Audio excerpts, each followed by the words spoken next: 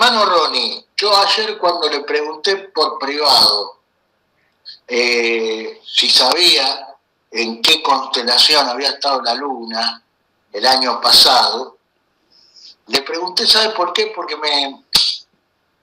la luna, yo pensaba que la luna, porque este año va a estar en la constelación de Libra, y es curioso porque la constelación del símbolo de Libra es la balanza, que significa juicio, justicia.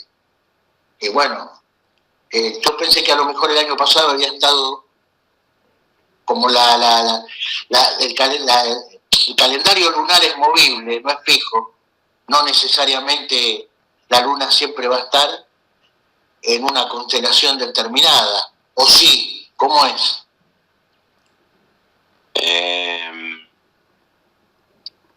Digamos, sí debería, porque ese es el orden, pero a mí lo que me llama la atención es que es como, a ver, cómo Dios ha hecho que se mueva como, porque vea, el Señor Jesús, por ejemplo, él nació en el mes de septiembre, ¿verdad? Porque lo que era trompetas y expiación y tabernáculos se celebraba en las estrellas, y todo eso se les caía en ese tiempo. Pero vea cómo ha hecho que como que se mueva. A ver, no sé cómo hizo Dios, Dios todo lo puede, pero pasó a que el sol y la luna ya y quedaran como un mes después, ya y tiene a todo el mundo en tinieblas, que por ejemplo que todo el mundo sigue a los judíos, porque agarran a los judíos de modelo, y vea que ellos celebraron el sexto mes, están celebrando el sexto mes, pero ¿verdad? Pero pensando que es el séptimo. Entonces yo lo que digo es de que, ya, y no sé, es interesante cómo pasó de septiembre a octubre, el séptimo mes, ¿verdad? Y el primer mes, antes era en marzo, ahora es en abril. Pues, si usted ve, Semana Santa lo celebran entre marzo, si no es a mediados de marzo, es a finales de marzo. Entonces eso es lo que a mí me llama la atención, pero debería ser así, hermano, porque así es como está. Son 12, y en esas 12 el sol y la luna hace recorrido. El sol permanentemente queda 30 días ahí en esa constelación. Pero claro. Lo que me llama la atención es eso, pues, de que es en octubre es ahora que, pero en octubre es que se celebra el séptimo mes. Pero si usted lo ve, vea vea hasta en el nombre de los meses aparece, ya, porque digamos el séptimo es de septiembre, es de séptimo, octubre es de octavo, ¿verdad? No, noviembre es de noveno. Entonces igual, y nosotros sabemos que el Señor Jesús se mueve dentro del número 8, el octavo. Claro, sí. Sí. Hay que estar atento. Sí, yo lo mismo noté que el evangelicalismo está guiándose por lo que hace el pueblo de Israel actual. Bueno, el pueblo de Israel actual, nosotros sabemos bien que están en tinieblas, ¿no? El preciso momento que rechazaron al Mesías están en tinieblas. Todo lo que puedan hacer está mal trazado. Y bueno, todos festejaron el otro día, en septiembre, y no saben qué va a ser ahora el mes que viene. A la luz de lo que dice la palabra, dice en el séptimo mes. El séptimo mes se entiende también que es la séptima luna, porque la luna es la que marca el comienzo de los meses. Entonces, séptimo mes es igual a séptima luna. Y bueno, y todos fueron ahí atrás. Bueno, no sé, yo les publiqué una noticia que salió en un diario, uno de los diarios más que más tirada tiene acá en Argentina, Clarín, que un pastor puso fecha, se le dio por poner fecha, y bueno, fíjense todo esto de que no podemos poner fechas, ¿no? Aunque nosotros sabemos el tiempo en el que el Señor va a venir, que es durante la fiesta de trompetas, pero acá este tipo dijo que el 23 de septiembre venía el rapto. Bueno, todo esto se presta ¿para qué, hermano? Para que los negadores del milenio literal, para que los negadores del arrebatamiento pretribulacional, para que, por sobre todas las cosas, para los negadores de la existencia de las dispensaciones, se hagan un festín. Yo noté también en estos días toda la cantidad de canales que se dicen cristianos que salieron también con esto, que ahora en septiembre venía el arrebatamiento, que aseguraban cosas que no se podían asegurar. Ponían fecha, este puso el 23 de septiembre viene el arrebatamiento. Y un montón de gente, ¿se acuerda, hermano Ronnie? Usted nos advirtió que cada uno tenemos que seguir haciendo la vida como la hacemos. Porque cuando venga el arrebatamiento, el que nos va a arrebatar es el Señor. No es que nosotros vamos a salir, de motu propio vamos a salir volando al aire a buscar al Señor. Es el Señor el que nos va a traer hacia Él. Así que cada uno tiene que estar haciendo lo que haga. Y donde esté, y en lo que esté haciendo, ahí va a ser arrebatado. Esté en la casa, esté en la calle, se esté bañando, no sé, esté mirando la televisión, no sé, ahí va a ser arrebatado. Pero dice que este tipo puso fecha y que toda la gente que lo escuchó y tomó esto, dice que muchos renunciaron a los trabajos, empezaron a vender todas las cosas, pero fíjese lo que puede producir esto, ¿no? El escarnio y la burla de los negadores de todas estas sanas doctrinas que nosotros sostenemos, ¿no? Que es en las dispensaciones, el arrebatamiento pretribulacional. ¿Por qué hacen escarnio? Porque esta gente pone fechas. En fin, esto, ¿no? Bueno, vamos a ver, yo puedo poner una fecha porque yo sé que en la séptima luna, ¿cuándo sale la séptima luna? Está para el 22 de... ¿El 22? Está para el 22 de 21 de octubre. Sí, 21 o 22 de octubre. Pero ahí va el asunto que, digamos, por eso es que esa fiesta se llama Nadie sabe el día ni la hora, porque en ese tiempo no existía Google, sino que literalmente tenían que enviar dos centinelas, más o menos cuando ya veían que, a ver, la luna nueva es cuando está toda negra. ¿Cuándo es el primer día del séptimo? ¿Cuándo es el primer día del mes? Cuando la luna está toda negra. No, cuando la primera rayita de luz, de luz se dibuja en la luna, ¿verdad? Ese es el primer día del mes. Pero eso no se sabía, había que literalmente estar pendiente ahí mirando hacia la luna para ver cuándo salía esa rayita de luz. Por eso es que esa fiesta se llama así. Es la única fiesta que nadie sabe realmente cuál va a ser el día o la hora en la cual esa rayita iba a salir. Pero digamos, nosotros aquí sabíamos que el 23 de septiembre no era la fiesta de las trompetas. Porque, ¿qué fue lo que celebraron? El 23 de septiembre que celebraron fiesta de trompetas. ¿Por qué? Porque en esa fecha salió la luna nueva. O la rayita de la ¿verdad? Estamos ahorita en luna nueva todavía, estamos cambiando ya. Pero creo que ya estamos en el menguante. Pero nosotros sabíamos que no era fiesta de trompetas porque sabemos que esa es la sexta luna. ¿Ve? Esa es la diferencia. Pero digamos, yo sé, cuando venga ya el 21 o 22 de octubre, yo sé que ahí sí puede ser el día de Cristo. ¿Vio? Es la diferencia. Pero bueno, nosotros en este tiempo nosotros tenemos Google, tenemos Stellarium, ¿verdad? Tenemos todas estas aplicaciones que nos pueden dar más o menos adelantado una fecha, pero en el tiempo de antes no se sabía. Claro, no, pero aparte porque ellos no seguían por el calendario lunar. A ver, porque ellos creen que en septiembre, a ver, cometen el error de creer que sí o sí las fiestas de trompetas tienen que caer en septiembre. O sea, lo han clavado ahí, no, las fiestas de trompetas en septiembre, no.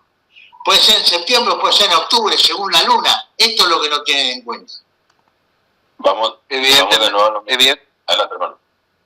Evidentemente, ya no hay centinela mirando la luna y lo han establecido como algo fijo. Por eso es que consideran que septiembre es la fecha de la fiesta de la trompeta. Porque si estuvieran mirando la luna se darían cuenta de los cambios que van ocurriendo, ¿no es cierto? No, yo lo defino así. Ellos no han hecho el estudio de las estrellas. Ellos no tienen ni idea. Ellos simplemente agarran a Israel como modelo porque Israel celebra el séptimo mes de septiembre. ¿Ve? El año nuevo. Israel estableció año nuevo y trompetas fijo para septiembre. ¿Pero por qué? ¿Por qué pasa esto? Porque Israel celebra Pascua con los gentiles. ¿Ya? Roma estableció que, como le digo, Semana Santa, que es Pascua, ¿verdad? Semana Santa es la celebración de Pascua, pero por los gentiles. Los gentiles son los incrédulos. Para decir de que Pascua es en determinada fecha. Pero Israel también celebra lo mismo igual que ellos. Entonces de ahí ellos cuentan ahí, y entonces siempre sale que trompetas y año nuevo judío es en septiembre. Pero las estrellas no dicen eso. Entonces, ¿qué es lo que pienso yo? Que todo el evangelicalismo agarra a Israel de modelo. Y nosotros no podemos agarrar, lastimosamente, nosotros no podemos agarrar a Israel de modelo. Le voy a dar un versículo para que vean. Vea lo que dice Dios sobre las fiestas judías.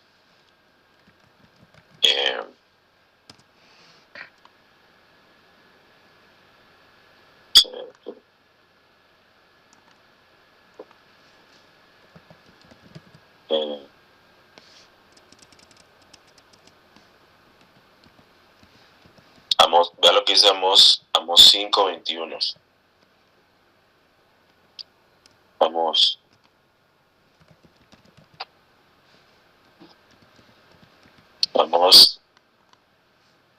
capítulo 5, versículo 21, dijo. 21 al 25. Vea lo que dice. No será el día del Señor tinieblas y no luz, oscuridad que no tiene resplandor. Abominé vuestras solemnidades, y no me darán buen olor vuestras asambleas. Y si me ofreciereis holocaustos y vuestros presentes, no los recibiré, ni miraré a los pacíficos de vuestros engordados. Quita de mí la multitud de tus cantares, que no escucharé la melodía de tus instrumentos. ¿Usted ha visto los judíos cuando están celebrando trompetas ahí, que se reúnen? Es una multitud ahí en la plaza, en el muro de los lamentos. Esos cánticos y esos gritos, no sé qué. Es increíble la bulla que hacen ahí. Pero vea, dice, antes corra el juicio como las aguas y la justicia como impetuoso arroyo. Habéisme ofrecido sacrificios y presentes en el desierto en 40 años, casa de Israel. Bueno, pero vea que el asunto es de que vea que Dios aborrece, abomina esas fiestas que ellos hacen. ¿Por qué? Porque ellos están en tinieblas. Creo que hay otro versículo, déjame buscarlo.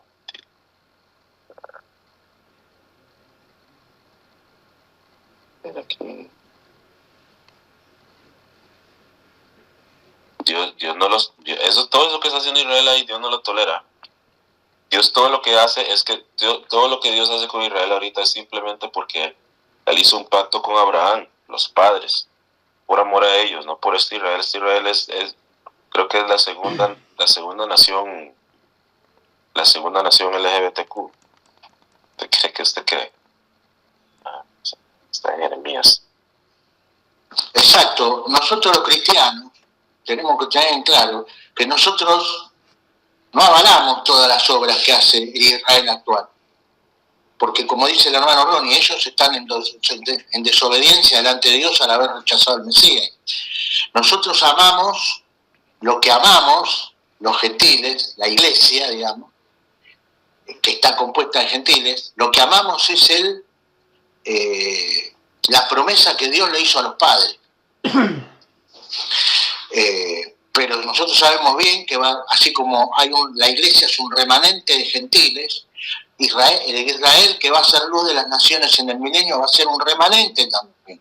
Que no toda la nación va a ser salva, porque gran parte de la nación va a terminar también como gran parte de los gentiles, aceptando la marca de la bestia y adorando su imagen.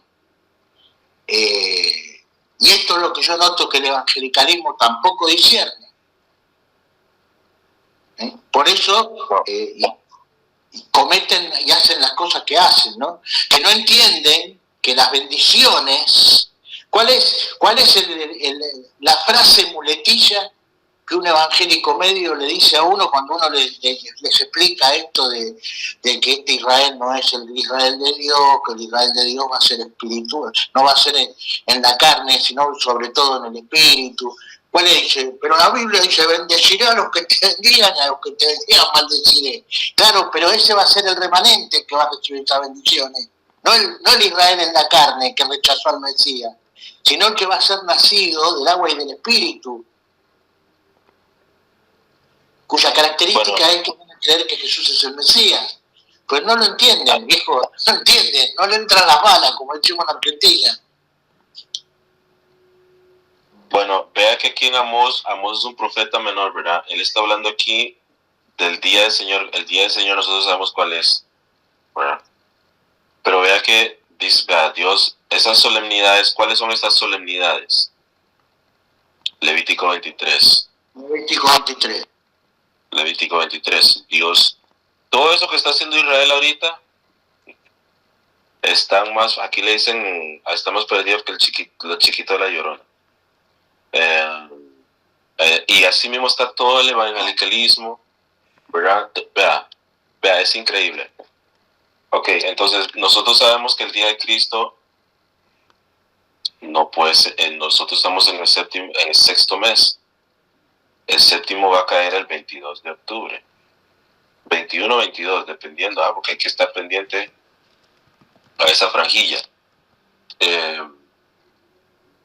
Pero bueno, aquí vea lo que dice aquí.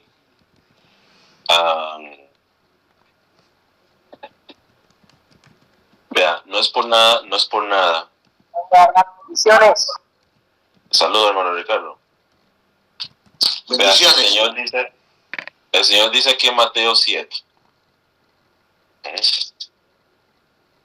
Yo me he preguntado porque puede ser así. ¿Qué es lo que pasa? Es de que nosotros queremos hacer como que el Señor Jesús es humano, Dios es humano. Dios no es humano, ¿ya? Dios es espíritu. Y su palabra, cuando Él dice es rojo, es rojo. ¿Ok? Así es que hay que estar pendiente en eso. Dice yo me preguntaba, Señor, aquí estas preguntas sí son válidas hacérselas a Dios. Dice, en el versículo 21, no todo el que me dice, Señor, Señor. Entonces, si usted se pone a ver, los católicos, ¿cómo llaman al Señor? Al Señor Jesús, le dicen Señor. Los adventistas dicen Señor. Los mormones le dicen Señor. Todo el mundo le dice Señor, ¿verdad? entrará en el reino del cielo. Si no él quisiera la voluntad de mi Padre que está en el cielo. Esas son preguntas que uno se hace y son válidas hacerlas. Porque yo le voy a decir algo. Muchos de los evangelicalistas y todo ellos son más devotos, hasta que yo lo acepto, son más devotos que yo mismo. ¿Ve? Pero ¿qué pasa? ellos están dentro de ese grupo que le van a decir esto. El evangelicalismo es increíble la cantidad de doctrinas que tienen ahí, que no tienen nada que ver. Y yo estaba estudiando este asunto de Revelaciones 2, que el hermano Fernando estaba diciendo. Si quiere dejamos la lectura de Romanos para la otra, para ver esto rapidito y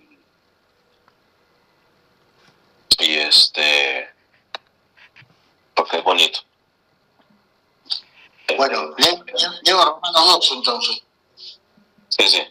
Vea bueno. Que aquí en Revelaciones 2, capítulo 2, versículo... Vea el mensaje de esta iglesia.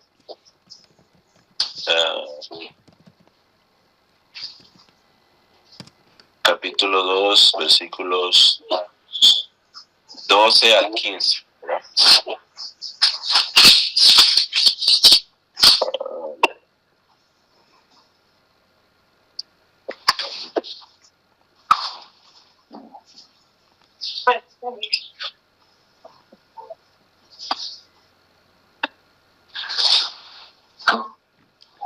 Apocalipsis 2. Del 12 al 15. 12 al 15. ¿Puedo leer? Ya le digo, hermano. Bueno. Estoy buscando eso.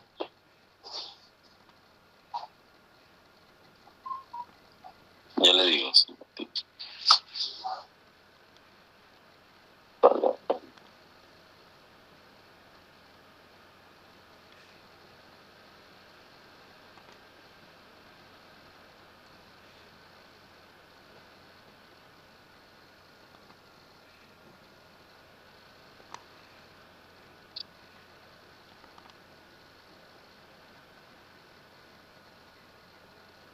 Sí, adelante, hermano. Y escribe al ángel de la iglesia en Pérgamo, el que tiene la espada aguda de 2 filos, dice esto: yo conozco tus obras y donde moras, donde está el trono de Satanás, pero retienes mi nombre y no has negado mi fe, ni aun en los días en que Antipas, mi testigo fiel, fue muerto entre vosotros, donde mora Satanás. Pero tengo unas pocas cosas contra ti, que tienes ahí a los que retienen la doctrina de Balaam, que enseñaba a Balac a poner tropiezo ante los hijos de Israel, a comer de cosas sacrificadas a los ídolos y a cometer fornicación. Versículo 15. Y también tienes a los que retienen la doctrina de los nicolaitas, la que yo aborrezco. ¿Ahí? Bueno, gracias, hermano. Bueno, vea que aquí, miren, 2 cosas. Vea que esto tuvo que ser un mensaje duro para esta iglesia, porque, por ejemplo, usted sabe que el Señor, usted se imagina que nosotros estemos reunidos y el Señor venga y diga que de entre nosotros estamos aquí donde está el trono de Satanás. Eso es duro, ¿verdad? Pero también vea que Antipas, para que le pongan el nombre aquí, ese es un hermano nuestro que va a recibir un galardón grandísimo, porque para que el Señor lo nombre, ¿verdad? Como su mártir, ¿verdad? Eso es algo bueno. Pero Pérgamo, ¿qué era? Pérgamo era una ciudad que de ahí salen las palabras, de ahí sale la palabra pergaminos. Pérgamo era una ciudad en Turquía. Dice el Señor que el trono de Satanás estaba allí, ¿verdad? ¿Y qué es lo que hacían en Turquía o en este lugar aquí? adoraban a Zeus, ¿verdad? Adoraban a esto. Entonces, por eso, vea que el apóstol Pablo mismo y Antipas, ¿verdad? Hay que tener valor para entrar a esas ciudades sabiendo que el trono de Satanás está ahí, ¿ok? Porque todos los que están ahí están bajo el dominio de él. Por eso fue que agarraron a Antipas, porque Antipas no negó al Señor, y él cuando fue ahí, todos le dijeron a él, estamos contra ti, ¿verdad? Saludos, hermano Javier. Estamos contra ti, y él dijo, bueno, ustedes están en contra de Dios, pues idolatría, no sé qué, y agarraron a Antipas y lo quemaron encima de un becerro, encendieron la panza de un becerro, y Antipas murió, primero la tortura, ¿verdad? Y después murió quemado sobre un becerro. Qué raro, ¿verdad? Porque habrían quemado un becerro, ya pues porque el trono de Satanás estaba allí, en Pérgamo. Algo muy interesante, vean esto, algo muy interesante, que ahí en Pérgamo había una especie de estatua que rompieron. Estaba rota, pero hubo alguien, bueno, no me acuerdo el nombre, pero exactamente en el año en el cual nació Hitler, lo agarró y lo reconstruyó. Creo que Hitler nació en 1800, no sé qué, a finales de los 1800, ¿verdad? Y exactamente en ese año lo agarró y lo reconstruyó. Pero lo reconstruyó en Alemania.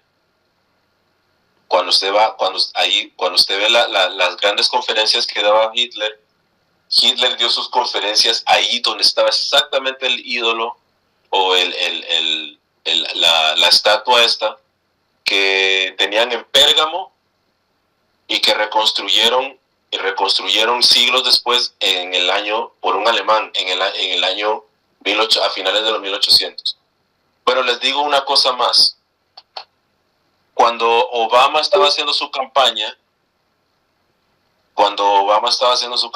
bueno, y entonces ahí en ese auditorio era donde Hitler exponía y daba sus conferencias enfrente de esta estatua. Ahí lo pueden buscar, ¿verdad? Eso está en la historia. Pero también Obama, cuando estaba haciendo su campaña, ¿qué tenía Obama porque Obama es de Estados Unidos, pero él va a ir a su conferencia exactamente allí donde estaba este asunto, esta estatua que era de Pérgamo, ¿verdad? Que era donde estaba el trono de Satanás. Se va a Alemania, a donde Hitler daba sus conferencias, exactamente allí donde está la estatua esta, en Alemania. ¿Qué tiene que Obama hacer su conferencia ahí en Alemania? No tiene sentido. Pero cuando uno ya estudia y ve, ya uno como espíritu, uno entiende qué estaba pasando ahí. Y Obama cuando estaba en su campaña, él utilizaba, el eslogan de él era Yes We Can, ¿verdad? Que en español se podría traducir o interpretar sí podemos. Pero cuando usted lo escucha al revés, Yes We Can, al revés suena Thank You Satan. ¿Ya? Eso es verídico y eso se puede verificar. Y cuando usted quiere, ahí también está en YouTube. Cuando ponen al revés lo que dice Obama, siempre Obama decía Yes we can, suena al revés Thank you Satan, que en español es gracias Satanás o gracias Satán. ¿Vio? ¿Qué tenía que hacer Obama allí? En Alemania dando conferencias, exactamente ahí donde Hitler daba la conferencia y exactamente donde reconstruyeron el ídolo que estaba en Pérgamo, el que estaba en Pérgamo. Y Dios dice que el trono de Satanás estaba ahí. Ahí ustedes lo pueden buscar, eso está ahí está en las redes. Bueno, pero el asunto es de que dice de que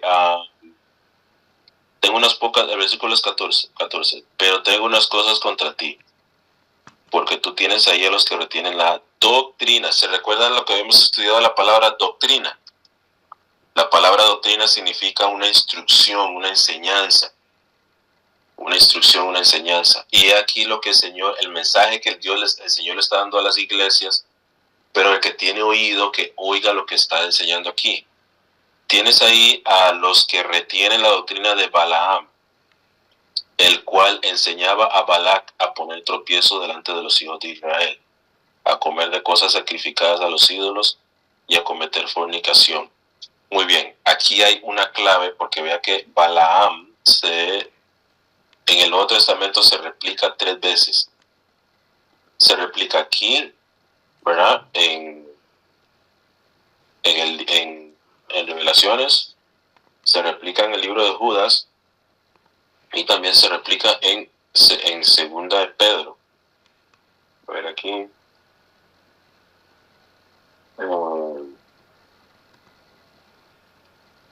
Segunda de Pedro 2:15.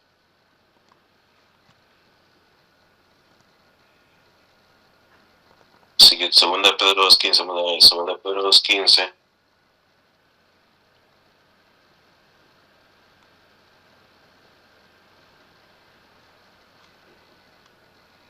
Segunda de Pedro 2:15. Que dejando el camino derecho han errado, habiendo seguido el camino de Balaam, el hijo de Bosor, el cual amó el premio de la maldad. Pero vea que aquí todo el capítulo 2 está concentrado en falsos profetas, falsos maestros. ¿Ya? Porque capítulo 2, versículo 1 dice: pero hubo también falsos profetas entre el pueblo, así como habrá entre vosotros falsos maestros, que introducirán encubiertamente herejías de perdición. Okay. Y en Judas, Judas capítulo, el único capítulo,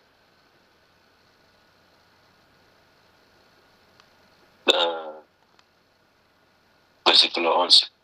Hay de ellos, versículo 11, hay de ellos porque han seguido el camino de Caín y se lanzaron codiciosamente en el error de Balaam por recompensa y perecieron en la contradicción de Coré. Ok, pero ¿qué pasó con Balaam? ¿Qué pasó con Balaam? Cuando usted se lee Balaam, porque es una historia larga, pero ahí usted se lo puede leer, está en Deuteronomio,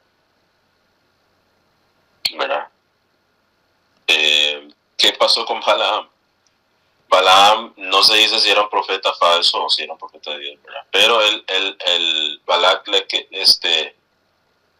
estaba en la tierra y ellos iban a entrar a la tierra, ¿verdad? Entonces, él le preguntó a Balaam, bueno, ¿qué podía hacer con el pueblo de Israel? O le pedía que los maldijera, pero él decía que no podía. Pero, ¿qué le dijo? Pero Balaam le dijo, pero te puedo decir exactamente qué es lo que puedes hacer para que Dios los maldiga.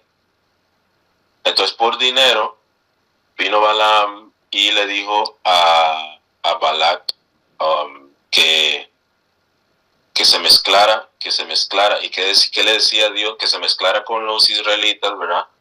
Pero ¿qué le dijo Dios a los israelitas? No se mezclen con ellos. Pero exactamente Balaam le dijo eso por recompensa, y entonces ellos empezaron a mezclarse, a casarse con los israelitas. ¿Y qué usted cree? Empezaban los israelitas a adoptar entonces las tradiciones de estos, de los de Balac. Idolatría. Pero ¿qué pasaba con esas tradiciones? ¿Qué es lo que hacían ellos cuando hacían sus rituales? Redoblante, por favor. Fornicación. Bebían sangre, ¿verdad? Y en esos rituales agarraban a las mujeres, ¿verdad? Las preñaban, y entonces 9 meses después venía la mujer con el bebé y se lo sacrificaban a Moloch. ¿Ve? Por eso es que Dios le decía a los israelitas: no se mezclen con ellos. Pero Balaam le dijo exactamente qué es lo que tenían que hacer para que Dios maldijera a Israel. Y dicho y hecho, entró Dios a celos, ¿verdad? Bueno, aquí entonces, volviendo a Revelaciones 2, el Señor dice sobre esta doctrina de Balaam. ¿Cuál es la doctrina de Balaam? Por recompensa, mezclarse con otras falsas doctrinas. Entonces, ¿qué es lo que pasa con nosotros en este caso? Porque vea que el nicolaísmo es lo mismo. Al fin y al cabo, ellos terminan cometiendo fornicación, y cuando usted se lee en una línea recta, hay dos pecados que Dios aborrece, pero de una manera increíble: idolatría y fornicación.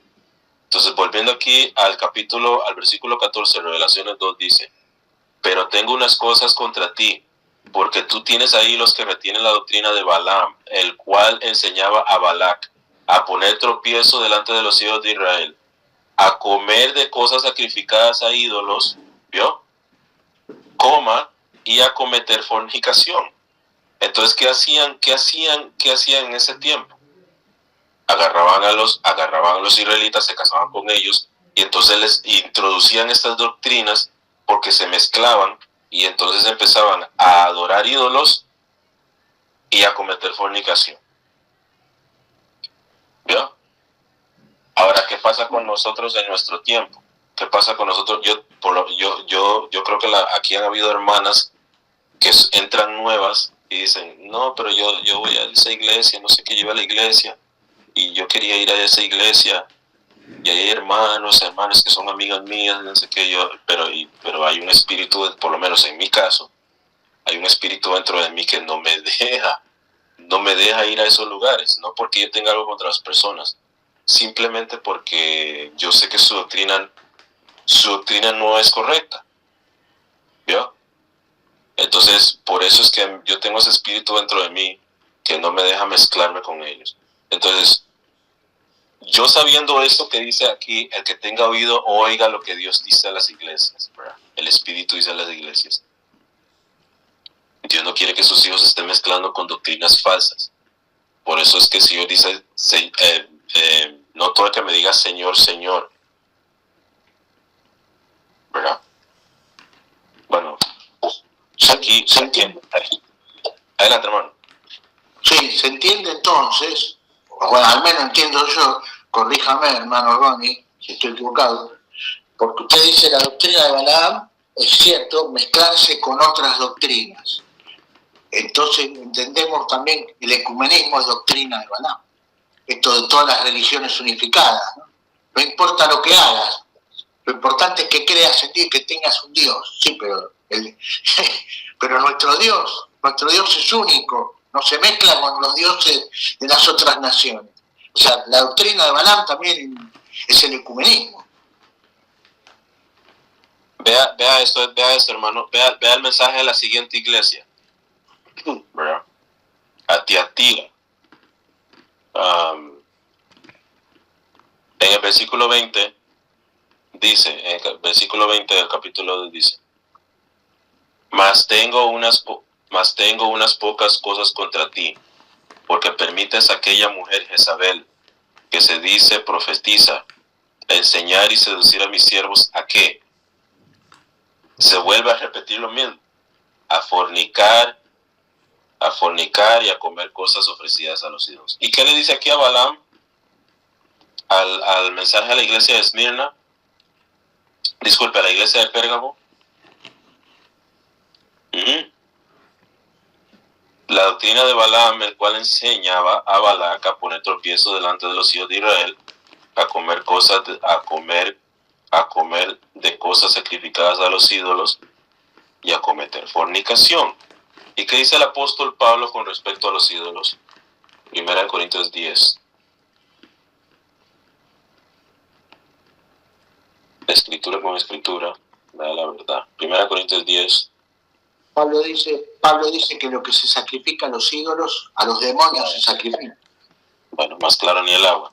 Versículo 20. Antes digo que las cosas que los gentiles sacrificaban, a los demonios los sacrifican y no a Dios. y no quisiera que vosotros tuvieseis comunión con los demonios. No podéis beber de la copa del Señor y la copa de los demonios. No podéis ser partícipe de la mesa del Señor y de la mesa de los demonios. ¿Y el ecumenismo qué es? ¿Quién es el líder del ecumenismo? Redoblante, por favor. Roma. Roma. ¿Y qué es Roma? ¿Qué es lo que tiene Roma? Ídolos. La madre de las rameras y de las abominaciones de la tierra. Ídolos tiene ídolos. Ahí está la definición de Apocalipsis 17. Tiene ídolos, hermano. ¿Y quiénes están unidos a ellos, a Roma, hermano Fernando? Todas las religiones. Y entre ellos, ¿quiénes están también? Los evangelistas. Ay, Señor. ¿Y qué pasa? Entonces, ¿qué pasa, hermano? ¿Qué pasa? Yo escuchando lo que dice aquí, el mensaje de esta iglesia, yo tengo un espíritu dentro de mí que no me permite a mí ir a reunirme con ellos. El Espíritu de Dios no me lo permite. No es que yo aborrezca a la gente o a las personas, ¿verdad? Porque yo también era un incrédulo. Pero más claro ni el agua, ellos tienen una falsa doctrina y Dios dice en su palabra que yo no debo mezclarme con eso. ¿Por qué? Porque, ¿qué dice Dios sobre su doctrina? Todo aquel que no traiga la doctrina de Cristo, ¿qué dice? Ni le recibáis ni le digáis bienvenido. Exacto. Entonces, termino con eso, hermano Fernando. Entonces, la doctrina de Balaam, ¿cuál es el mensaje de la iglesia? ¿Qué es lo que yo tengo que entender? Yo no puedo mezclarme, yo tengo que tratar lo más que pueda mezclarme, no mezclarme con el mundo, pero mucho menos mezclarme con estas falsas doctrinas. ¿Por qué? ¿Por qué? Porque yo puedo terminar, aquí hay un vivo ejemplo de un hermano Sierra, ¿cómo se llama? Que es mexicano. El hermano, yo le digo hermano también porque yo sé que a ese le aplica lo que dice primera Timoteo, si no creemos, ¿verdad? Okay. Pero digamos, a eso se le aplica. Él estaba con nosotros, pero vea que se metió en la iglesia y ahora está predicando que la salvación se pierde. ¿Ve? ¿Por qué? ¿Por qué Dios te dice a ti que no te mezcles con esas doctrinas? Porque terminas cayendo en esa trampa. Terminas cayendo en esa trampa. ¿No? Es increíble. Parece mentira, pero es increíble. Vea que ahí está Santiago Sierra. Ahí el hermano Miguel le puedo decir que lo conoció también. Él le enseñaba bien. Sí. De vez en cuando me habla, me mandan unos vídeos y yo cuando veo los vídeos suyos, la verdad que me echa para atrás. Yo no sé cómo ha llegado a lo que estamos hablando. Meterse con falsa doctrina. Ha ido a morir a una iglesia y por querer estar en una iglesia, pues al final está diciendo lo que no es, ¿verdad? A él le pasó eso, hermano, porque él empezó a seguir a Tony. Mira tú, y a Tony. No sé, y a Tony, para peores. No sé, bueno. Entonces, por eso es que Dios dice, vea, Dios tiene a celo su doctrina. Es el mensaje. Entonces, cuando se reunieron en Hechos 15, que dijo que este concilio fue guiado por el Espíritu Santo. Fue guiado por el Espíritu Santo. ¿Y qué dice? A los gentiles. A ver aquí. Hechos 15. Que habla del concilio de Jerusalén, ¿no? Exactamente. Porque ahí estaban entrando hermanos que tenían que judaizar, que tenían que decir a los gentiles que se tienen que circuncidar, ¿verdad? Y todas estas cosas. aquí. Sí, sí. Sí, bueno, Hechos 15 es algo totalmente esclarecedor, ¿no? Pero a pesar de todo... Vea lo que dice aquí en el versículo 5, hermano. Mas ciertos de la secta de los fariseos, que habían creído, se levantaron diciendo que es menester circuncidarlos y mandarles que guarden la ley de Moisés. Y se juntaron los apóstoles y los ancianos para considerar de este negocio. Y habiendo habido grande contienda, levantóse Pedro, les dijo: varones hermanos, vosotros sabéis como ya hace algún tiempo que Dios escogió de entre nosotros que los gentiles, los incrédulos, ¿verdad?, oyesen por mi boca la palabra del evangelio y creyesen. Y Dios, que conoce los corazones, les dio testimonio, dándoles el Espíritu Santo a ellos también como a nosotros. Y ninguna diferencia hizo entre nosotros y ellos, purificando por fe sus corazones.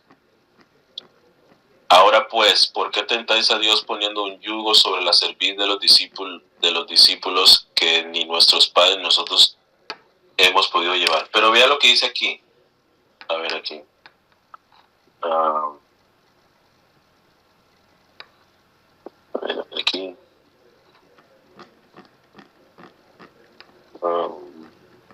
Ok, versículo 18.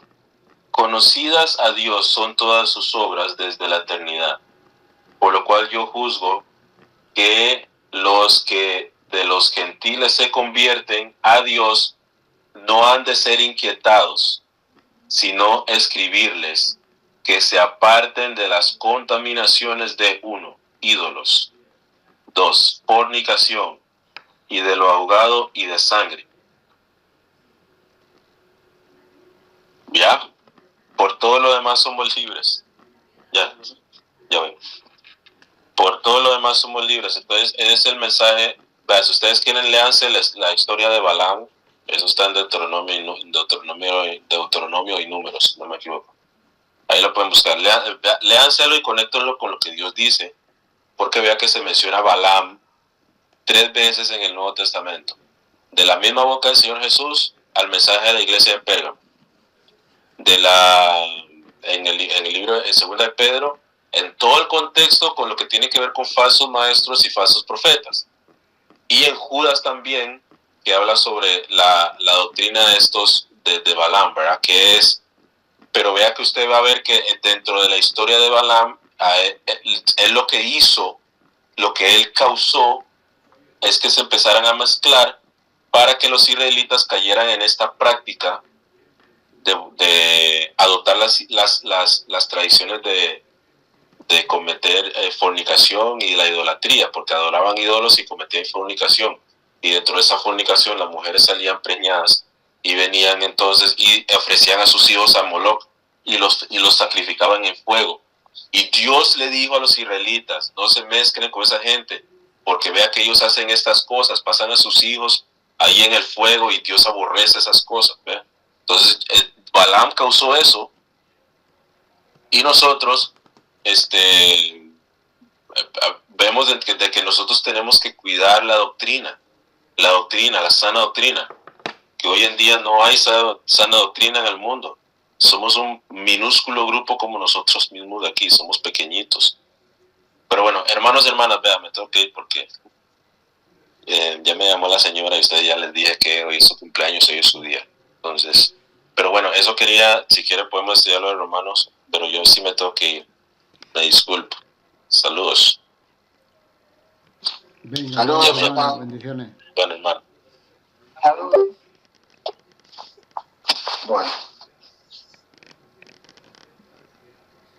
Bueno, hermanos, vamos a empezar entonces con Romanos capítulo 2. Lo vamos a dividir en 3 partes. ¿Les parece bien? Sí, perfecto. Romanos habla Pablo en Romanos expone 3 temas. El primero es el del justo juicio de Dios, este es el primero, o sea, del versículo 1 al versículo 16 de Romanos 2, Pablo habla sobre el justo juicio de Dios. Ese es el tema central. Después, desde el versículo 17 al 28, habla sobre los judíos y la ley. Entonces, vamos a dividir ahí los dos temas que Pablo expone en este segundo capítulo de la carta a los romanos. Vamos a empezar por el justo juicio de Dios. Si alguien quiere leer la primera parte del capítulo 2, que habla sobre el justo juicio de Dios, que es desde el versículo 1 hasta el versículo 16. Romanos 2. Vale, leo yo mismo. Adelante. Vale, Romanos 2. Por lo cual eres inexcusable, oh hombre, quien quiera que seas tú que juzgas, pues lo que juzgas al otro te condena a ti mismo, porque tú que juzgas practicas lo mismo. Mas sabemos que el juicio de Dios contra los que practican tales cosas es según verdad. ¿Y te figuras, oh hombre, tú que juzgas a los que tal hacen y hacen lo mismo, que tú escaparás del juicio de Dios? ¿O menosprecias la riqueza de tu benignidad, paciencia y longanimidad, ignorando que su benignidad te guía al arrepentimiento? Pero por tu dureza y por tu corazón no arrepentido, atesoras para ti mismo ira para el día de la ira y de la revelación del justo juicio de Dios, el cual pagará a cada uno conforme a sus obras. Vida eterna a los que, perseverando en hacer bien, buscan gloria y honra e inmortalidad. Pero ira y enojo a los que son contenciosos y no obedecen a la verdad, sino que obedecen a la injusticia. Tribulación y angustia sobre todo ser humano que obra el mal, el judío primeramente y también el griego. Pero gloria y honra y paz a todo el que obra el bien, al judío primeramente y también al griego. Porque ante Dios no hay acepción de personas, porque todos los que han pecado sin ley también perecerán, y todos los que han pecado bajo la ley, por la ley serán juzgados. Porque no son los oídos de la ley los justos ante Dios, sino los cumplidores de la ley serán justificados. Porque cuando los gentiles que no tienen ley hacen por naturaleza lo que es de la ley, estos, aunque no tengan ley, son ley para sí mismos, los cuales muestran la obra de la ley escrita en sus corazones, dando testimonio de su conciencia y acusándoles o defendiéndoles sus razonamientos. En el día en que Dios juzgará por Jesucristo los secretos de los hombres, conforme a mi evangelio. Hasta ahí, hermano. Bueno, gracias, hermano Miguel. Bueno, ahí vemos, ¿no, hermanos? Pablo expone en la primera parte el justo juicio de Dios. ¿Qué dice Pablo? Bueno, vamos a ver, vamos a señalar acá del versículo 1 al 16 esto, ¿no? Pablo dice, ¿no? Pablo, vemos que tras haber demostrado en el capítulo 1, ¿se acuerdan cuando vimos el capítulo 1 de Romanos? Bueno, Pablo, tras haber demostrado la pecaminosidad de los paganos, ¿no? Esto lo hace en el capítulo 1 de Romanos, versículos 18 al 32. Acá vemos que Pablo entonces, hermanos, presenta su caso en contra del moralista religioso, que esto hay mucho dentro del evangelicalismo, ¿no? Bien sea judío o gentil, ¿no es cierto? O sea, nosotros vemos mediante la reseña, vemos acá que Pablo marca 6 principios, hermano, en esta primera parte, ¿no? Marca 6 principios, hace una reseña de 6 principios que gobiernan al juicio de Dios. Para los que lo quieran anotar, si es que tienen para anotar ahí algo, bueno, estos 6 principios son, primero, conocimiento, en el versículo 1, ¿no? Número 2, verdad. Esto lo mencionan los versículos 2 y 3 de Romanos 2, ¿no? 3, la culpa, los versículos 4 y 5. 4, obras, los versículos 6 y 10. 5, imparcialidad, los versículos 11 al 15. Y el sexto, es el motivo que está en el versículo 16. ¿No? Bueno, ahí lo vemos. Pablo dice, empieza diciendo, versículo 1, por lo cual eres inexcusable, oh hombre, quien quiera que seas tú que juzgas, pues en lo que juzgas a otro, te condenas a ti mismo, porque tú que juzgas haces lo mismo. Vemos entonces, hermano, que en esto que dice Pablo, ¿qué pasa acá? Que tanto los judíos como los gentiles, morales, o sea, estos que se creían en aquel momento y hoy también están, ¿no?, dentro de las iglesias, que los gentiles morales, ¿no?, que se creen estar exentos del juicio de Dios porque no han incurrido en los excesos morales de la ley, ¿no?, que están descritos en el capítulo 1 de esta misma carta, que esta gente está en un error, ¿no?, en un error terrible. O sea, esta gente tiene sí más conocimiento que los paganos inmorales, que los incrédulos, ¿no? Y es por esta razón que al tener mayor conocimiento del Señor, tienen mayor responsabilidad. Si alguien tiene, hermanos, tengamos en cuenta esto, ¿no?, que si alguien tiene conocimiento suficiente para juzgar a otros, ya por ese mismo conocimiento se está juzgando a sí mismo esa persona. Es decir, si una persona le dice a otro, vos robaste, tenés que devolver lo robado, sos un ladrón. Y bueno, esa misma persona con ese conocimiento que tiene de Dios, porque sabe más que otros, incrédulos, paganos, con ese mismo conocimiento el que está juzgando a otro también se está condenando a sí mismo. Se puede entender esto, ¿no? Es terrible.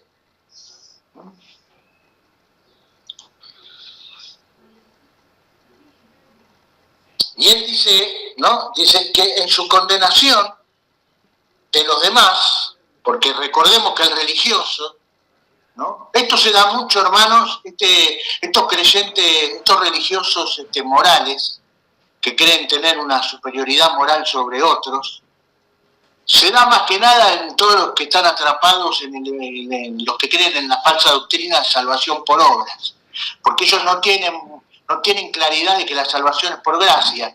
Por lo tanto, al creer que la salvación es por obras, ellos creen que cuanto más moralistas sean, más cerca del cielo van a estar.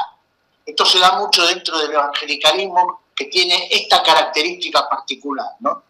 Los religiosos, los fariseos, por eso yo digo personalmente que dentro del evangelicalismo, que está engañado por el falso evangelio de salvación por obras, existen, yo les digo que estos son los fariseos del evangelicalismo, ¿no? Porque ellos están engañados por esto de que cuanto más morales sea, y ellos entienden la moral a hacer obras buenas. Pero yo cuantas más obras de bien haga, más cerca del cielo voy a estar. Me estoy ganando la salvación. Y esto no es así, hermano. ¿Por qué esta gente cree esto? ¿Por qué son los fariseos del Evangelio? Porque no entienden que la salvación es por gracia. Porque el que entiende, nosotros hemos entendido que la salvación es por gracia. Nosotros hemos entendido que no es por nuestras obras, no es por nuestros méritos que somos justificados y salvados, sino que por la obra y los méritos de Cristo, que por medio de la fe nos son imputados a nosotros, ¿entiende, hermano? Pero esta gente, como no lo entiende, este orgullo y esta soberbia de que cuanto más morales, cuantas más obras hagan, ellos están más cerca del cielo. Están engañados, la gente, hermano, están totalmente engañados. Están cayendo en el mismo error que dentro del judaísmo cayeron los fariseos y siguen cayendo hoy los judíos religiosos de hoy, ¿no? Los hasídicos, los ortodoxos, que también creen que van a ser salvos por sus obras, ¿no? O de cualquier otra religión, ¿no? Nosotros sabemos bien que solamente hay dos caminos, el camino angosto y el camino ancho. El camino ancho entran todas las religiones que dicen que uno es salvo por hacer obras, por superarse a sí mismo, ¿no? Todas las religiones. cristianas y no cristianas, predican salvación por obras. Predican por salvación de superación humana, de ser un mejor ser humano, etcétera, etcétera, etcétera. Y el camino angosto es aquellos que reconocemos que dentro de nosotros no hay absolutamente nada bueno, que somos totalmente malos, depravados, ¿no? Que todo lo que se necesita para que nuestra depravación moral salga a la luz es nada más el tiempo y la ocasión. Por eso es que nosotros creemos que nuestra salvación es por la gracia de Dios, que no la merecemos. O sea, estos son los dos caminos que hay en el mundo, camino angosto y camino ancho. Las religiones de obras van por el camino ancho y la única fe que va por el camino angosto es la de salvación por gracia, por medio de la fe en el sacrificio expiatorio de nuestro Señor Jesucristo, que es el evangelio que predica Pablo en 1 Corintios 15, versículos 1 al 4, ¿no? Ahí está. Ese es el evangelio que va por el camino angosto, que Cristo murió por nuestros pecados, que fue sepultado y que al tercer día resucitó entre los muertos. El que cree esto con fe sincera es salvo, hermano. Y empieza a andar por el camino angosto.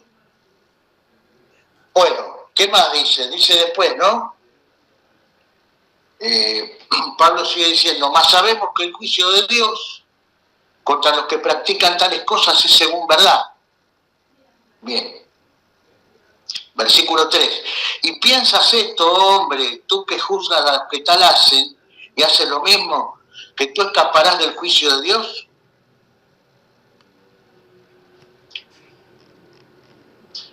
O menosprecias las riquezas de su benignidad, paciencia y longanimidad, ignorando que su benignidad te guía al arrepentimiento. Bueno, acá hace una pregunta Pablo, ¿no? Él utiliza ahí la palabra, en el versículo 4, menosprecias, ¿no?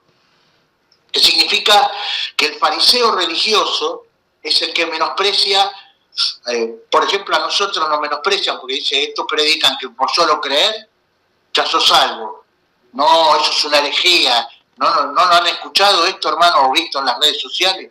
Eso es una herejía, es que, bueno, ya nos menosprecian los fariseos religiosos, ¿no?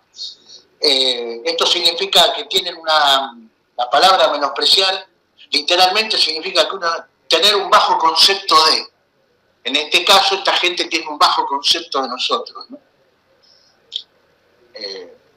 Subestimar a alguien o algo, ¿no? Esto significa menospreciar.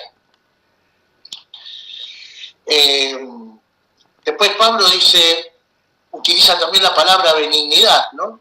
Esto significa, hablando de Dios, ¿no? La gracia común de la que tenemos todos los que hemos creído en el evangelio verdadero, que es el evangelio de la gracia. Salvación por gracia por medio de la fe en el sacrificio expiatorio de Cristo. Y después sigue diciendo Pablo, ¿no? O menosprecian las riquezas de su benignidad, paciencia, ¿no? Esto de la paciencia esta palabra significa, hermanos, algo similar a contenerse, ¿no? Dios se contiene de su juicio por ahora, ¿no? Y se empleaba también, ¿sabe qué, hermano? Algunas veces se empleaba para aludir a la tregua entre contrincantes. En lugar de destruir a cada persona, en el mismo instante en el que peca, y esto es gracia, ¿no? Dios en su gracia reprime su juicio,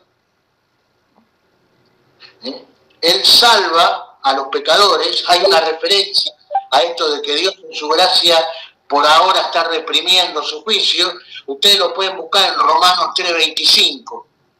Si alguien lo quiere buscar y lo quiere leer, vamos a ir ahí. Romanos 3:25. Acá habla también que Dios en su gracia en este tiempo, nosotros justamente estamos bajo la dispensación de la gracia.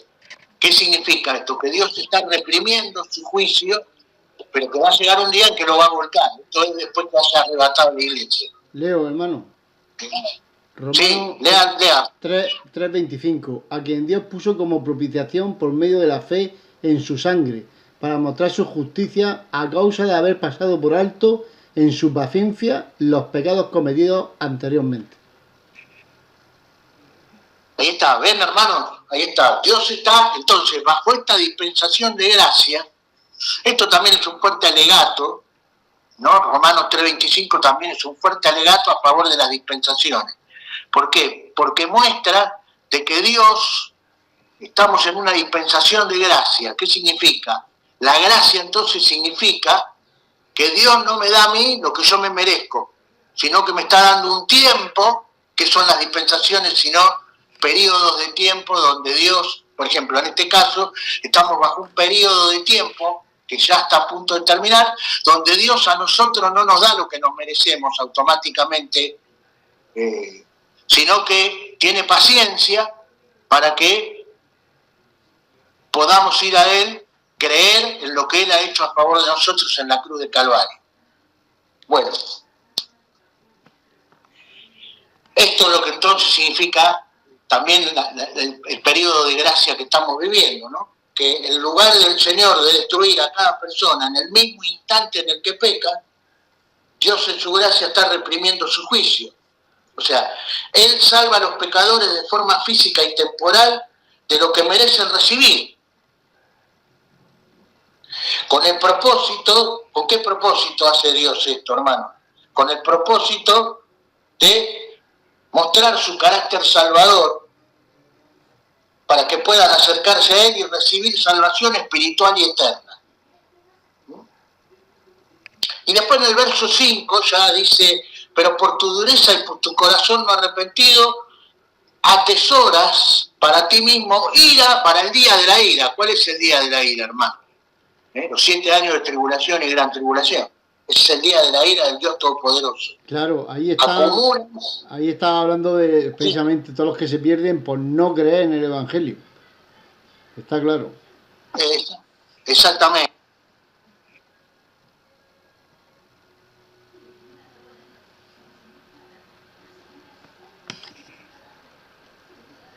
Por la dureza de tu corazón no arrepentido. Bueno, saben que la palabra griega, escuchen acá, esto es muy interesante, hermano. Ustedes saben que la palabra griega, ahí en ese versículo 5 de Romanos 2, la palabra griega es esclerosis. El término esclerosis, que aparece en palabras, por ejemplo, hay una enfermedad que se llama arterioesclerosis. ¿Qué es la arterioesclerosis? Justamente el endurecimiento de las venas, de las arterias, perdón. Se deriva de esta palabra griega, pero aquí el peligro no es dureza física, sino espiritual. Produce un corazón no arrepentido, ¿no? O sea, que se refiere a los que rehúsan arrepentirse, ¿no? Y aceptar el perdón del pecado que Dios ofrece a través de Jesucristo. Y dice que esto hace que los que rehúsan la gracia de Dios atesoran, ira.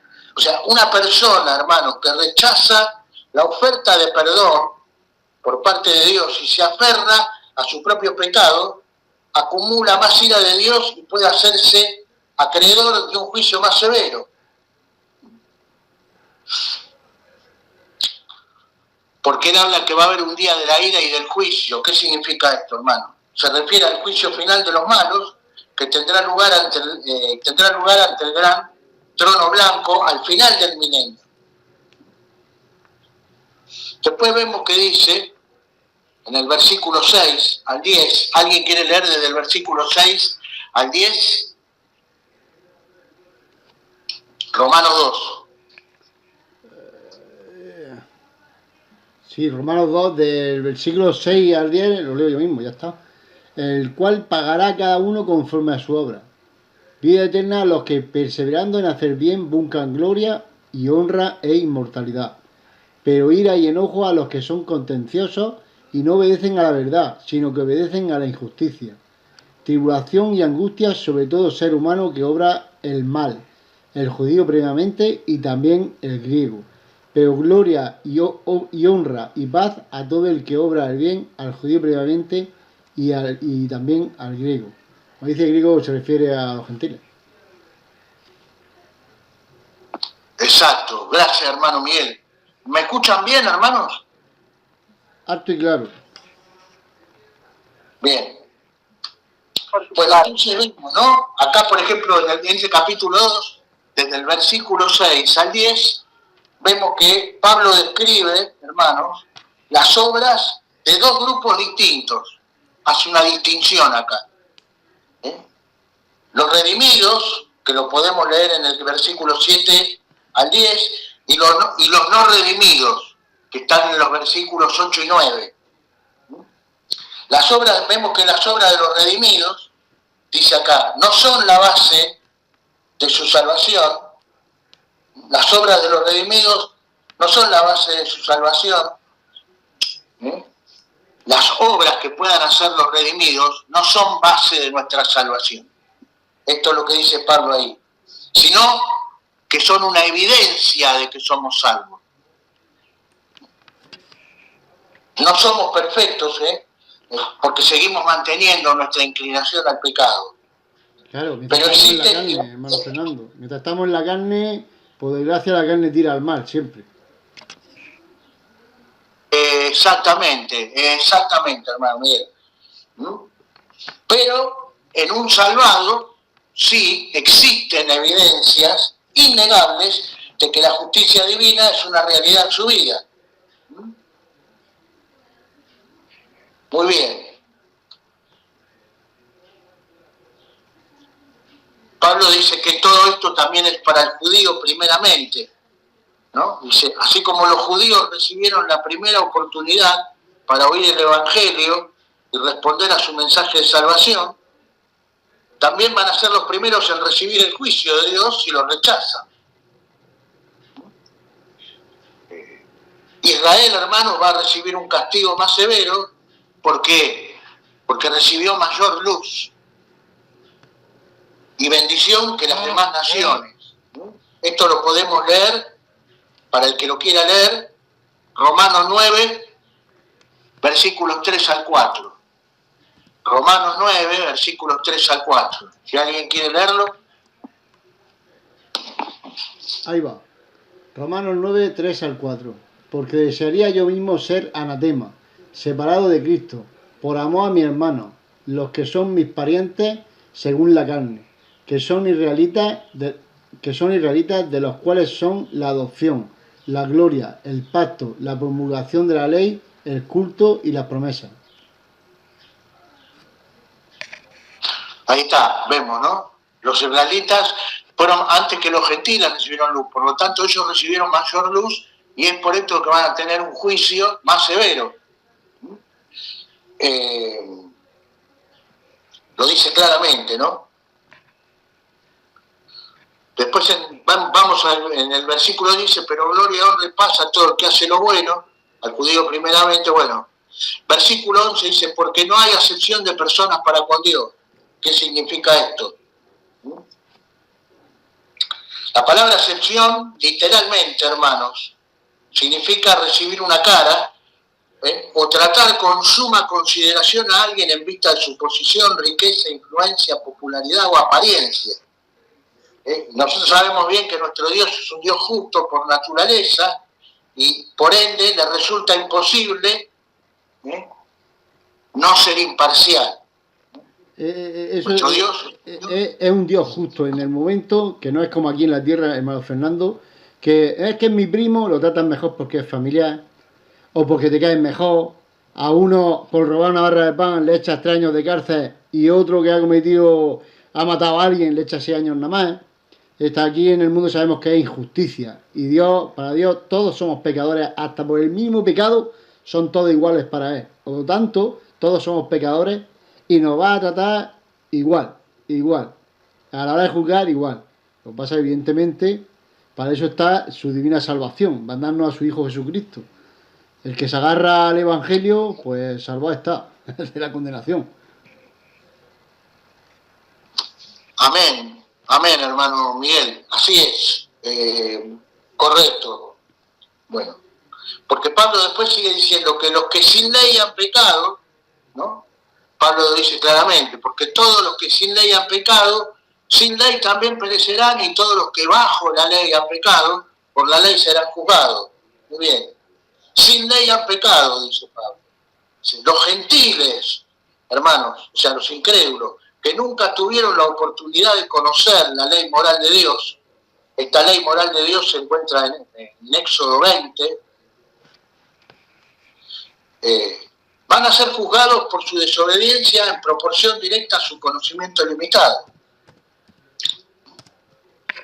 Y después dice que los que conozcan la ley, por la ley serán juzgados. O sea, los judíos y también muchos gentiles que tuvieron acceso a la ley moral de Dios, tendrán que responder por su mayor conocimiento. Esto, por ejemplo, tenemos ejemplo de esto, por ejemplo, en Hebreos capítulo 6, versículos 4 y 6. Si alguien lo quiere leer. Hebreos capítulo 6, versículos 4 al 6. Hebreos 6, 4, 6. Porque es imposible que los que una vez fueron iluminados y gustaron del don celestial y fueron hechos partícipes del Espíritu Santo, y asimismo degustaron la buena palabra de Dios y los poderes del siglo venidero, y recayeron, sean otra vez renovados para arrepentimiento, crucificando de nuevo para sí mismos al Hijo de Dios y exponiéndole a la pública ignominia.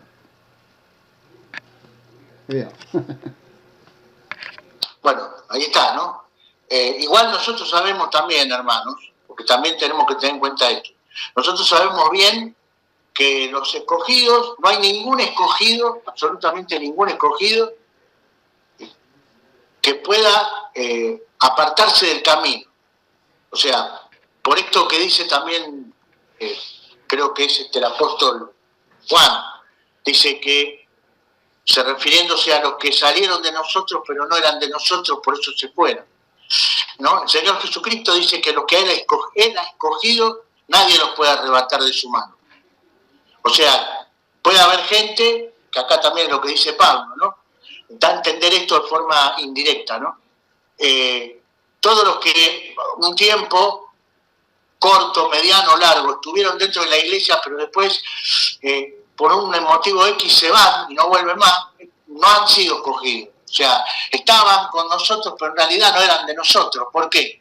Porque el Señor Jesucristo dice que a los que Él ha escogido, nadie, absolutamente nadie, ninguna contingencia humana, ningún poder en el cielo, en la tierra, debajo de la tierra, nos podrá arrebatar de la mano de nuestro Señor. O sea, los que se van porque no eran de nosotros, como dice Juan, estaban con nosotros, pero no eran de nosotros. Esto también hay que tenerlo en cuenta, ¿no? Para poder entender bien esto, ¿no?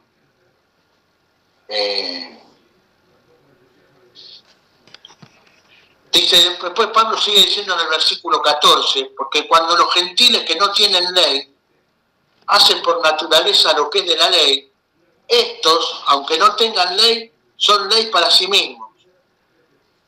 Versículo 15, mostrando la obra de la ley escrita en sus corazones, dando testimonio en su conciencia y acusándoles o defendiéndoles su razonamiento. Verso 16, en el día en que Dios juzgará por Jesucristo los secretos de los hombres conforme a mi evangelio. Bueno, acá entonces dice, Pablo habla de los que hacen por naturaleza, ¿no? Los que por naturaleza, dice, los gentiles que por naturaleza hacen lo que es de la ley. O sea, estos gentiles, sin conocer la ley escrita de Dios, o sea, vemos que hay personas en la sociedad de los incrédulos, ¿no? Que la aprecian por lo general e intentan poner en práctica sus principios más básicos, ¿no? No robar, no mentir, nosotros nos encontramos a diario en el lugar de trabajo, en la calle, entre los amigos que no son creyentes, gente que tiene estas intenciones, que aprecian estas cosas, que entienden de que no se debe robar, no se debe mentir, no se debe estafar a otro. Bueno. Pero lo hacen, hermano, pero lo hacen. Claro. Bueno, ahí está. Dice, esta es una característica normal e instintiva de las culturas humanas, digamos, ¿no? que les permite valorar cosas como la justicia, la honestidad, la compasión, la bondad hacia los demás, lo cual refleja que la ley divina ha sido escrita en su corazón. Pero, ¿no? Y estos valores que tienen los convierte en una ley para sí mismos. Su práctica de algunas buenas obras y su aversión a las malas demuestra su conocimiento innato de la ley de Dios, ¿no? Que es un conocimiento que va a testificar en su contra en el día del juicio. O sea, esta gente tiene todos estos valores buenos, pero ¿qué resulta después? Como dice acá usted, hermano Miguel, no lo cumplen. Y esto va a ser un testimonio en contra de ellos en el día del juicio, porque ellos van a ser juzgados por este conocimiento que tenían, por esta conciencia de saber que estaba mal robar, está mal mentir, bueno, pero si no tienen a Cristo, si no han sido justificados, si no han creído en el Evangelio, también van a ser condenados, ¿no? Vaya. Bendito Dios. Bueno, muestran que la obra de la ley, o sea, se puede entender mejor como que las mismas obras prescritas por la ley mosaica, ¿no? O sea, aquel sentido instintivo que tienen los incrédulos sobre el bien y el mal, que produce culpa al ser violado, ¿no? Además de una conciencia innata de la ley de Dios, los hombres tienen un sistema de alarma que se activa tan pronto, eligen ignorar o desobedecer esa ley. Pablo acá urge a los creyentes que no violen su propia conciencia ni lleven otros a hacer lo mismo, ¿no?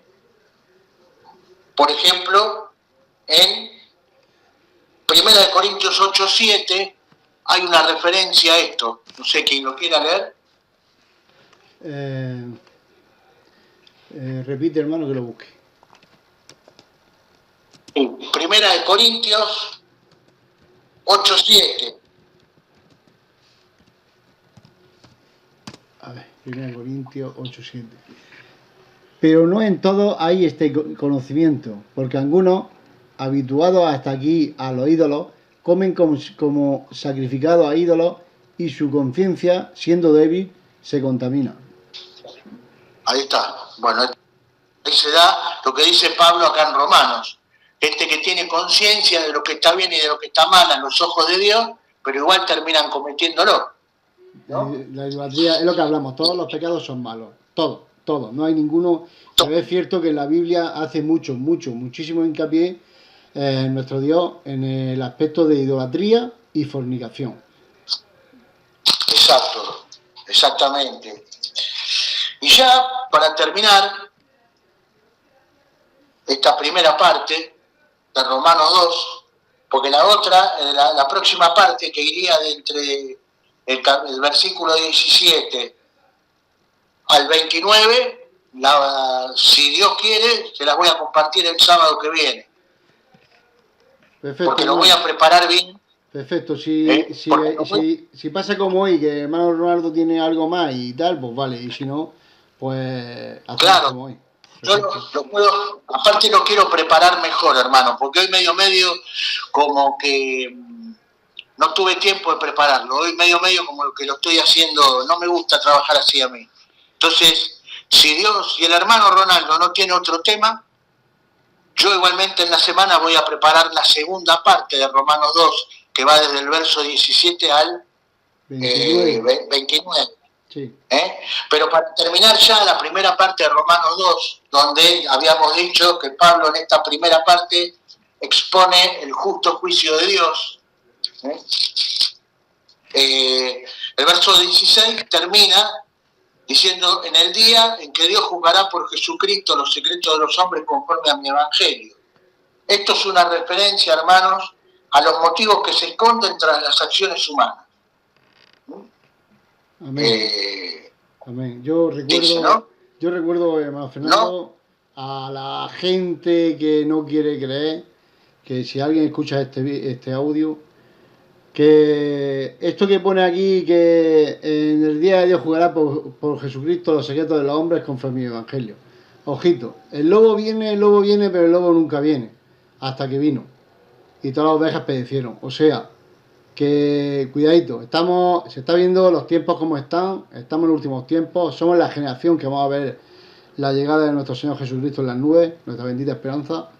Ojito que el día está al llegar. Luego, advertido está cuando predicamos el Evangelio y muchos nos quieren escuchar. Pero yo creo a mi modo, tú crees a tu modo. Se puede creer solamente de una manera, no al modo de cada uno. Somos 8 billones de personas, o 7 billones, dice que se han muerto 1 billón con esto del corona Pues, si hay 7 billones, pues imagínate si tenemos que creer 7 billones de creencias. Es una barbaridad, todos perdidos. Así que no es creer al modo, es creer al modo que hay que creer. Y en el Evangelio, 1 Corintios 15, 1 al 4. Cristo murió por nuestros pecados, como viene en la Escritura, fue sepultado y resucitó al tercer día, como viene en la Escritura. Eso es lo que hay que creer para ser salvo hoy en día. Amén, hermano. Bueno, eso es parte, lo que usted dice, que yo lo he visto también de la gente, dice, yo creo en Dios a mi manera. Bueno, ahí está, ese es el problema. No, porque ese es el evangelio, ese evangelio que tiene la gente, dice, yo creo a mi manera, ese es otro evangelio que va por el camino ancho. ¿Me entiende? Porque no es a la manera del hombre, es a la manera de Dios. Porque el que es deudor a Dios es el hombre, porque el hombre es el que ha pecado. Entonces, esto basado en un principio puramente humano, ¿no es cierto? No son los deudores los que tienen que ponerle las condiciones al acreedor. Yo nunca lo vi eso. Usted en el mundo comercial, un tipo le debe mucha guita a otro y resulta que ¿quién es el que le pone las condiciones de pago? El acreedor. No el deudor. Bueno, acá esos que dicen eso son los que le quieren poner la condición a Dios, que es nuestro acreedor. Eso aplica en yo creo a mi manera, no, a tu manera no. Eso aplica en todo, hermano Fernando. Eso, cuando hay una guerra entre, ponle, Estados Unidos y China. Cuando pierde uno, ¿qué es lo que hacen? Le manda el que ha ganado, pone sus normas de lo que tienen que hacer. No pueden tener armas, no pueden no sé qué. ¿Quién pone las normas? Evidentemente no el pecador. Las normas las pone Dios. En este caso sería Estados Unidos, que es el que ha ganado. Me refiero, un ejemplo.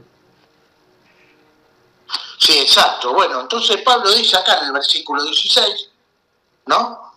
Esto, ¿no? En el día en que Dios juzgará por Jesucristo los secretos de los hombres conforme a mi evangelio. Pablo dice a mi evangelio. ¿Qué significa mi evangelio? Pablo está dando a entender acá que esto no lo dice él porque tiene ganas. Dice que no es su propio mensaje personal, sino que es el mensaje que él recibió por revelación divina acerca de Jesucristo, que es el evangelio. En comparación, el evangelio superior a la mala noticia del juicio, que todo aquel que no crea que Cristo murió por sus pecados, que fue sepultado y que resucitó al tercer día de entre los muertos, todos aquellos que no crean en este evangelio, porque esta es la condición que pone el Señor, porque las condiciones, como bien estábamos hablando recién, las pone el Señor, no las pone el hombre, porque el hombre es el deudor acá a Dios, porque el hombre es el que pecó. Entonces la condición que Dios pone bajo esta dispensación de gracia es que crean en aquel que Él ha enviado. Y aquel que Él ha enviado es su Hijo Jesucristo. Que crean que este que Él envió murió por sus pecados, fue sepultado y que al tercer día resucitó entre los muertos. Este es el mensaje con el que nosotros podemos hoy cerrar el mensaje de hoy, la reunión de hoy, ¿no? Quizás haya gente que va a escuchar este audio en YouTube, que si no vino a Cristo, bueno, que sepa que la condición la pone Dios y que estas condiciones están en 1 Corintios 15, versículos 1 al 4. Reitero, que Cristo murió por nuestros pecados, que fue sepultado y que al tercer día resucitó entre los muertos. Si tú que estás viendo este video, que estás escuchando esta asamblea, crees esto con sinceridad y corazón, tú eres salvo. Tú ya no tienes que hacer nada, simplemente creer. Bajo esta dispensación de gracia, la salvación es solo por creer. Amén. por creer que Cristo murió por tus pecados, que fue sepultado y que al tercer día resucitó entre los muertos. Por creer que por medio de la fe en lo que Cristo ha hecho en la cruz del Calvario. Amén. A favor tuyo y a favor de todos los que hemos creído. Esto es lo que tienen que hacer. Bueno, hermanos queridos, hoy terminamos acá la primera parte. Quedamos así, hermano Miguel y hermano Ricardo. Sí, hermano Ronnie, hermana que viene, no tiene un tema. Seguimos con la segunda parte de Romanos 2. Espero que haya sido claro yo, porque no lo tuve mucho tiempo para prepararlo. La parte 2 la voy a preparar mejor ahora en la semana. Pero bueno, creo que ha sido bastante claro, ¿no? No sé. Escucho, si hay quejas, no hay problema, digan. Muy bien, pues nos vemos. Muchas bendiciones a todos. Y bueno, el hermano Javier creo que está trabajando. Se pone ahí a escuchar, pero está trabajando. Muy bien, un saludo también, hermano Ricardo. Nos vemos el próximo sábado, si Dios quiere, mediante. Bendiciones, hermano. Bendiciones. Hasta luego.